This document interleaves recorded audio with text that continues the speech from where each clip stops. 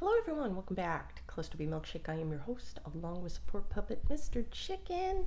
Yeah, shake it, Mr. Chicken. Today we are going to talk about, can a narcissist have authentic relationships? Mainly friendships, because friendships are the base of long-term happy romantic relationships. Now, I'm going to read you off what is true, authentic relationships based on. Yes, I asked the fucking AI app. Because I'm like, oh, what the hell? Usually I hit up the AI app when I'm just like completely like, I just want a quick answer. This is, all this research that I'm trying to do or read in books and try to condense it for video. Fuck it, AI. Okay, artificial intelligence, you do all the research and tell me. Okay. So, usually with narcissists, friendships are very shallow. We hide everything, is basically bricked up. Any authenticity, feelings, or whatever, it's either buried deep down inside in some sort of traumatic graveyard, or these things were stripped from us and thrown away a long time ago to where we don't even see it.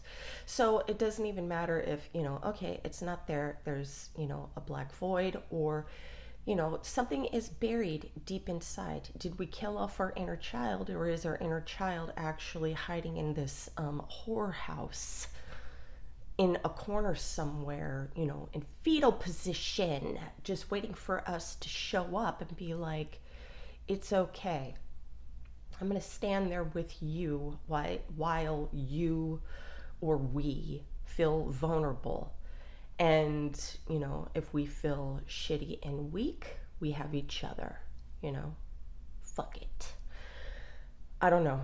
But I do know that being vulnerable, feeling weak, those feelings are so overpowering that we would rather sabotage our relationships than have to sit and feel that. Okay? So, here's the list. Here's the fucking list. Now, before I say the list, I did write down that we are honest when we are young. There is no filter.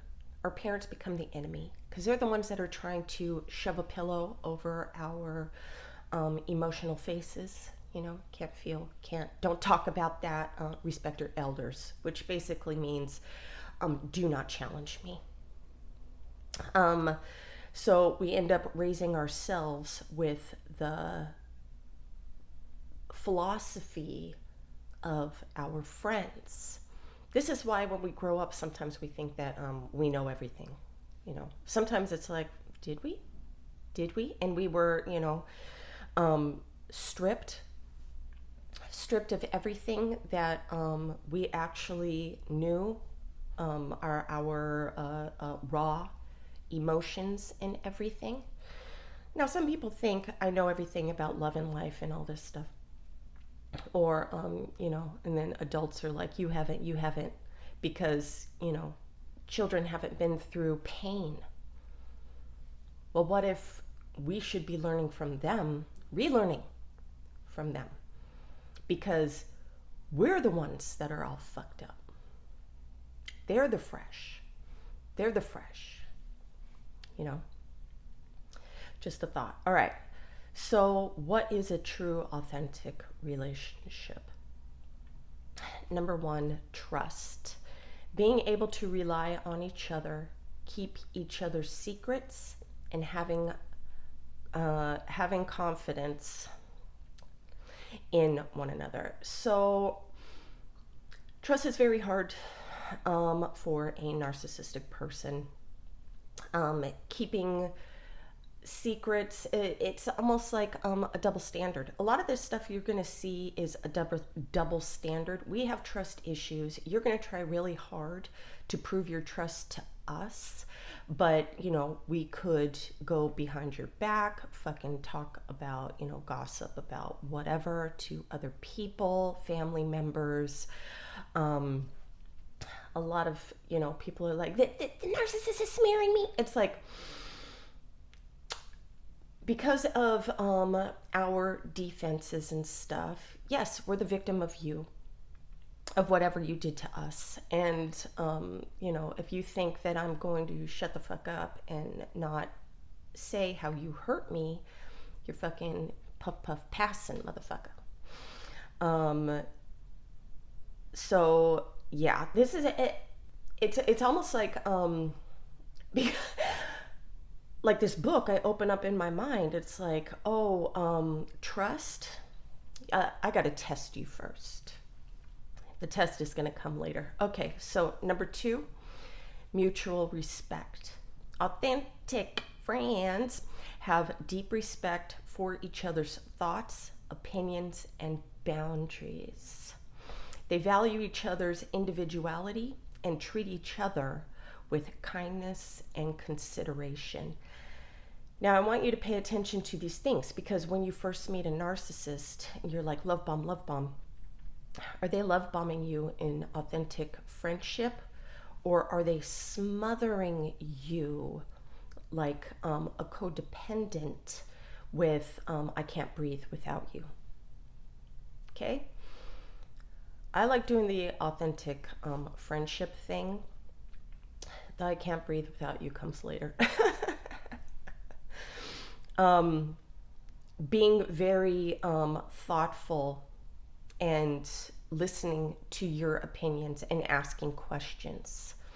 I even try to teach, other narcissists that come to me how to do these things so you can have an authentic connection with others, even if the narcissist doesn't give a super depth of fuck. You're not trying to hurt your friends. You do want your friends to feel cared for, because there is no empathy therapy. So, we do have to train ourselves to be these caring individuals. I know how to do these things. It's me wanting to actually be vulnerable enough to feel these connections. Number 3, support. True friends are there during good times and bad. They provide emotional support, encouragement, and a listening ear.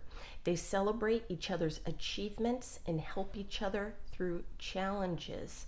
Please pay attention to this. Now remember, this is the base of all friendships and the base of a romantic relationship. So if you're just jumping into romance without having the base of friendship, I'm red flagging you, okay? You're the one that needs to put on the brakes, all right?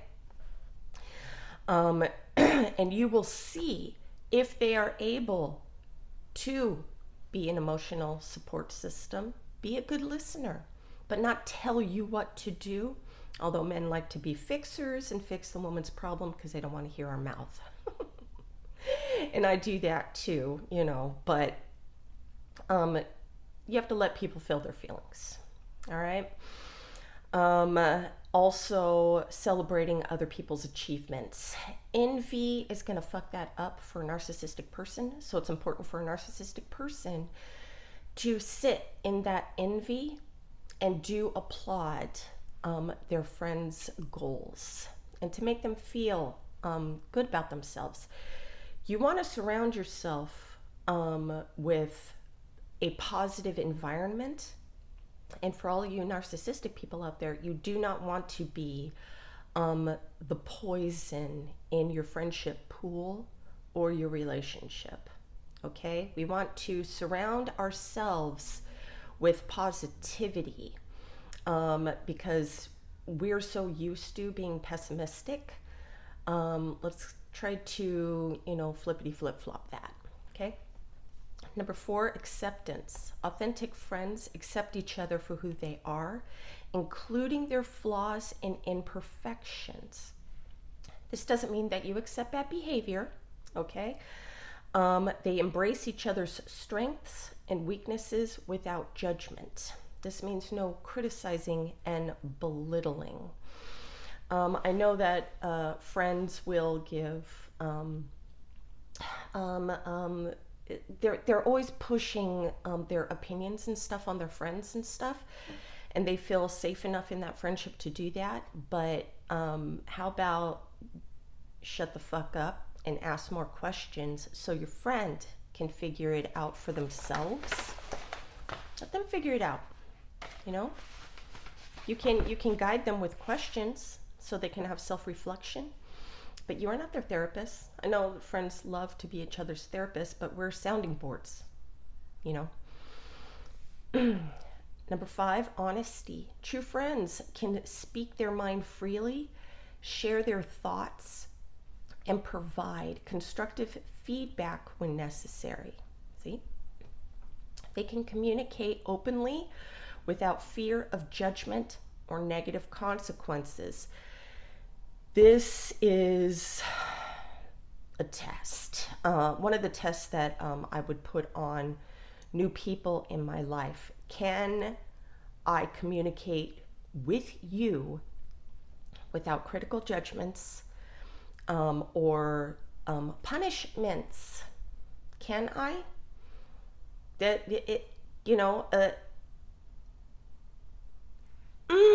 All right. Number 6, shared values and interests. While friends don't have to agree on everything, having common values and interests can help strengthen the bond. Shared experiences and activities create opportunities for connection and enjoyment together. Yes, this is, like I said, doing things together, but you don't have to be like Siamese twins and shit. You do have to learn how to be your own individual and shared interests. So that's, one thing that I am having a fucking flashback memory of something real fucked up that my ex said to me. Man, it's almost like he wanted me to be this codependent thing, or he was pushing that narrative on me, like, am I going to be part of his band or something? It's like, when the fuck ever did I want to do that? It's like, it was your band member that gave me the bucket of t-shirts to help sell. What the fuck? Flashbacks? Okay, number 7, equality. Both individuals contribute equally to the relationship. There is balance in giving and receiving, and both friends feel valued and appreciated. Now, I have heard in friendships, one person is always helping, other people, and then being very resentful that they are not getting, oh, thank you for doing so much for me, type shit. You're the one that is staying around people. Either a lot of you are being around people that are just like your toxic parental units, or siblings, family members, and shit. These are the people that you're bringing into your lives. You are trying to people please them, and then being angry that they are not mirroring the same type of validation. Not even validate. You're not even fucking validating your friends. You're trying to just get validation from them. That's what you're doing. You're not giving freely. Oh, yes, I can do that for you. Here you go. Sometimes you are like my mother fucking helped her friend move across the country and shit like that. She wanted her ass kissed all over the place, helping my sister buy cars. There's always strings attached. Stop that shit. No more strings. No more. You do because you want to do. You do because, you know, this is my friend. How can I help you is a question you can ask instead of assuming and doing. Ask if you are willing. Okay? You're letting people cross your boundaries. You're saying, you know, I'm going to play the victim in this relationship. I'm going to go fucking overboard. I'm going to go and do all this fucking shit for you. And I'm going to resent the shit out of you if you're not going to do back for me. It's on you. All right.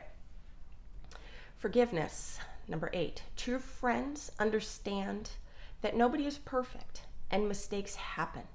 They are willing to forgive and move forward, letting go of grudges and resentments. Now, a narcissist is going to keep a resentment file. We do not forgive easy. You know, that's a major transgression. Remember, we're only thinking from our perspective, so you're like, I forgive you, why don't you forgive me? Yeah, it don't work that way. But also remember that forgiveness is earned.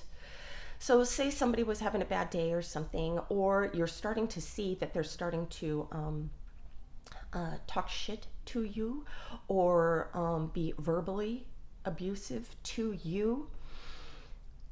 At that moment, you have to bring that to their attention. And if they feel bad, if they are actually authentically sorry for that, they're not going to do it again.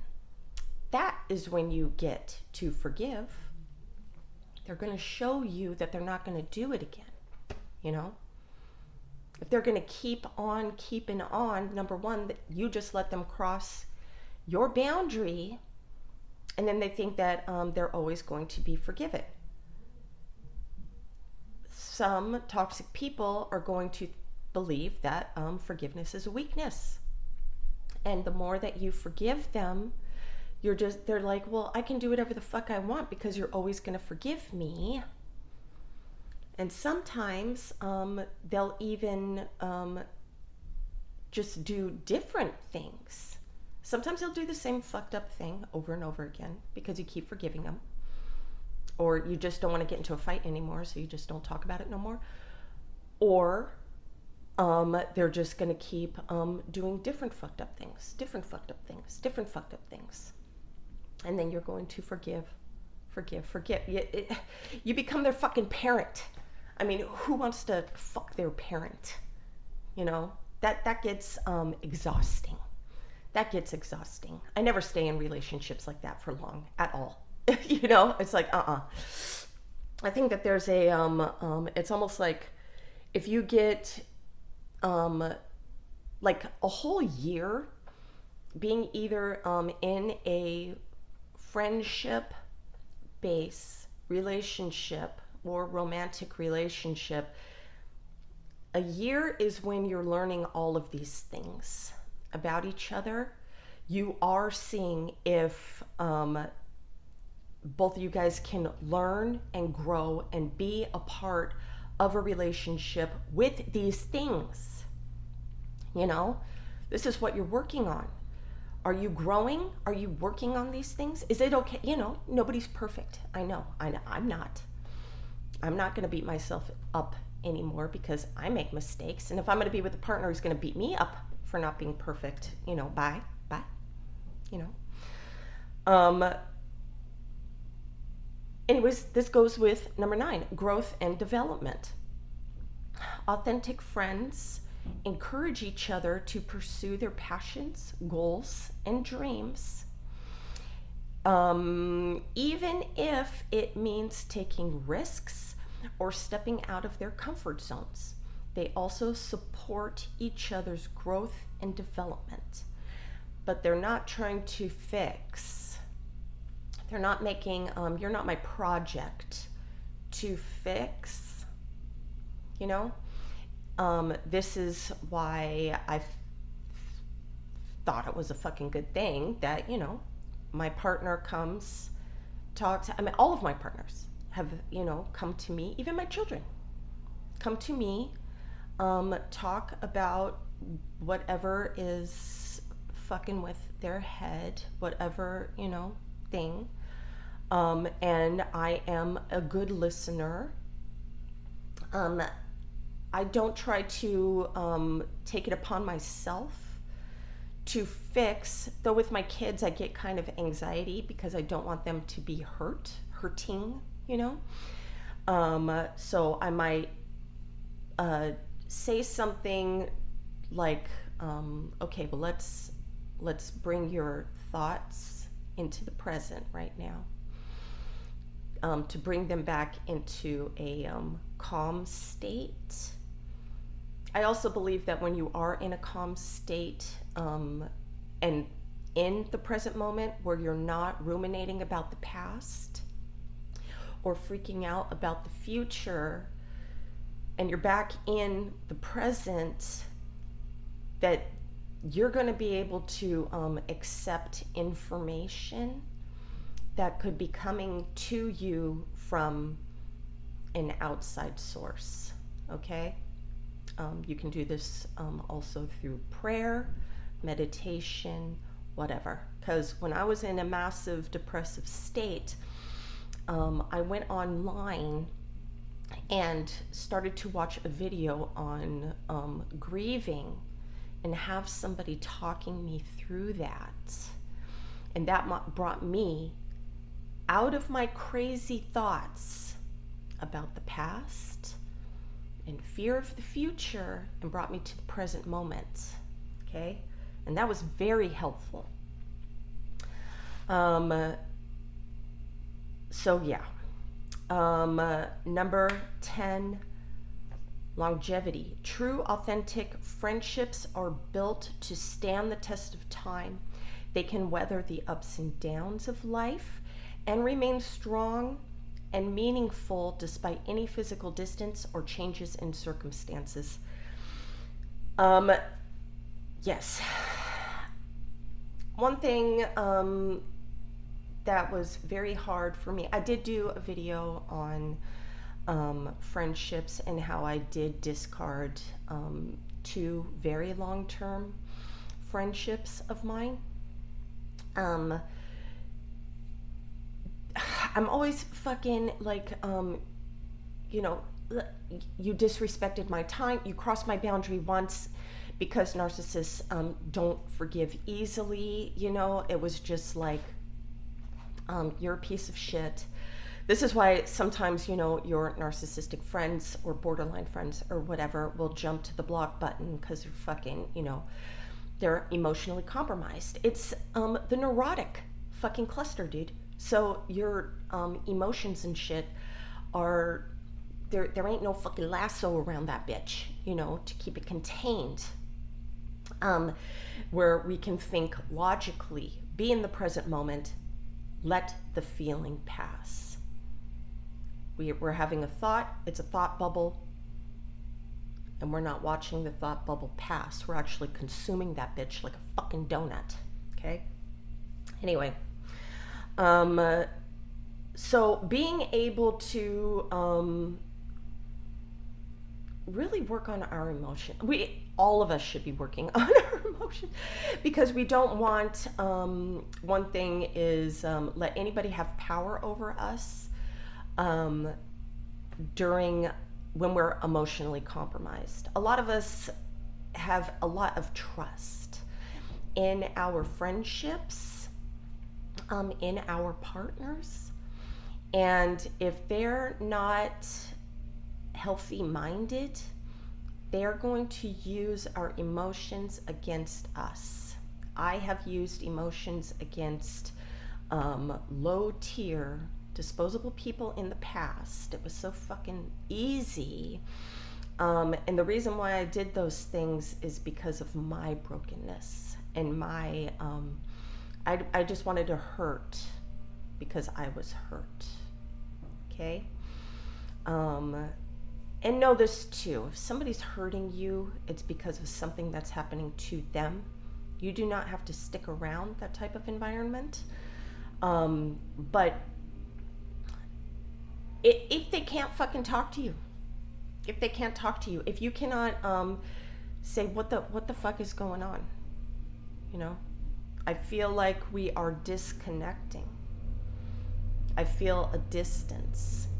Now, I wasn't able to say that in my last relationship. My whole thing is to throw the whole relationship in the garbage and go. I can't in that moment. I mean, it is like it's not even there. I'm out. I'm like, I can't deal with this anymore. I can't deal with feeling that you do not care about this relationship. And I do believe that both of us make it all about ourselves, and we don't see that okay, there's something that's ripping us apart, and it is you know, something deep-seated in both of us, and we either need to work on that, take space to work on it, or find a third party to help us navigate through that. And usually a toxic individual is going to run. We are cowards. We are going to run. Okay. So, in conclusion, true, authentic friendships take time and effort to cultivate. They require active participation and genuine desire to connect with another person on a deeper level. And I'm going to do a video on depth, okay, later. Depth in friendships and relationships. So, I hope that was helpful. Make a fucking poster out of this shit so you know what the base of true authentic friendships are, and this is what you should be looking for in a healthy relationship. Okay, not just the shallow shit that's going to fill that broken cup inside of you, not something that's going to fill the boredom inside of you. But if you're just here for a short time, not a long time, none of this shit is gonna fucking matter to you. None of it. Nothing. But if you really do want to connect with somebody, these are the things in the first year is gonna be your adventurous struggle. Okay. All right. So again, I hope that was helpful. Have a great day. Namaste.